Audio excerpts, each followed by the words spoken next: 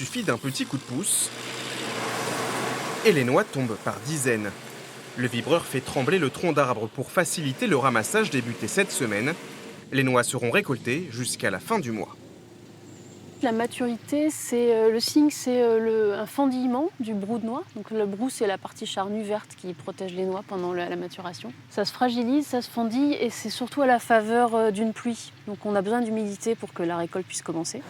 20 hectares de terrain qui paraissent perdus au milieu des vignobles renommés du Cognacé. Pourtant, cette petite production de 50 tonnes par an vaut le détour, notamment en raison de la qualité des sols. C'est dû au terroir, le terroir des Borderies. Nous sommes sur des argiles à silex et qui donnent vraiment un goût extraordinaire à nos noix de la noyerée des Borderies.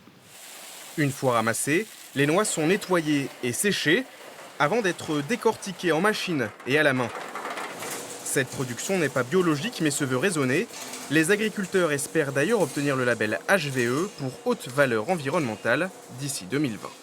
Si on obtient le label de niveau 3, ça va nous permettre d'expliquer à nos clients sur nos produits avec un macaron spécifique, un peu similaire à celui du bio, sauf que ce n'est pas le bio, c'est HVE, d'expliquer qu'effectivement on travaille correctement, on fait attention à l'environnement, on a des procédures qui visent justement une agriculture la plus durable possible.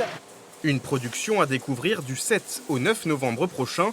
La noyerie sera ouverte au public pour que vous aussi, vous puissiez approcher ces douceurs charentaises méconnues.